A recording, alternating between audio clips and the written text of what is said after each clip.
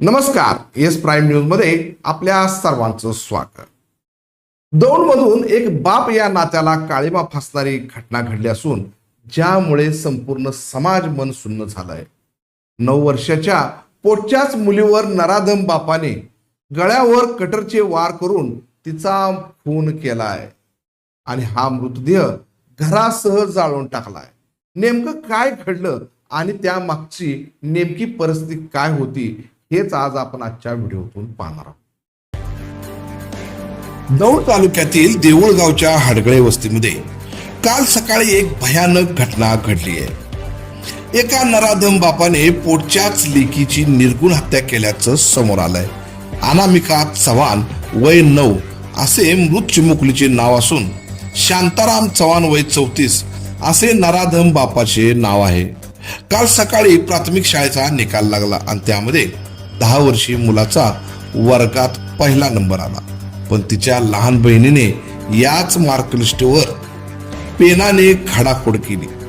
ही एक क्षुल्लक बाब होती कारण ती चिमुकली लहान होती. पण दारूच्या नशेत तर असणाऱ्या नराधम बापाला ही बाब समजलीच नाही. त्याने थेट या चिमुकलीला मारहाण करायला सुरुवात केली.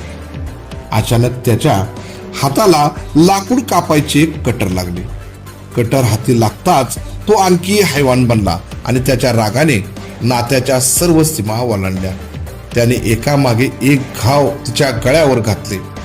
9 वर्षाच्या चिमुकलीचा जीव किती लहान असतो आणि त्याने मोठ्या गुन्हेगाराप्रमाणे तिच्यावर घाव घातले.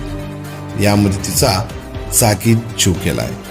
तो एवढ्यावरच थांबला नाही तर पुरावा नष्ट करण्याच्या दृष्टीने त्याने दारूच्या नशेतच प्लॅनिंग केलं. त्याने अनामिकेचा मृतदेह एका साडीमध्ये गुंडाळून घरामध्ये ठेवत संपूर्ण घरच पेटवून दिलं. हा संपूर्ण प्रकार मुलाच्या माध्यमातून नीती बघत होती.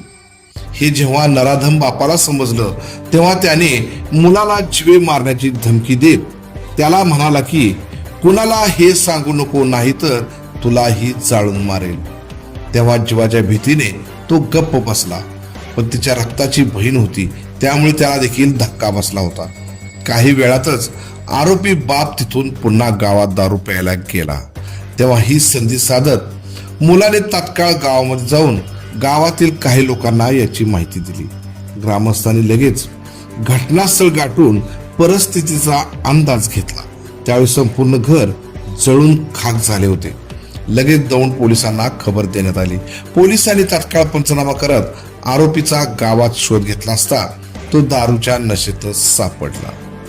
त्यानंतर ही संपूर्ण घटना त्याची तिसरी पत्नी ही पाहत होती. मात्र त्याने कोणतीही मदत न केल्याने आणि पोलिसांना माहिती न दिल्याने तिला देखील पोलिसांनी ताब्यात घेतलंय.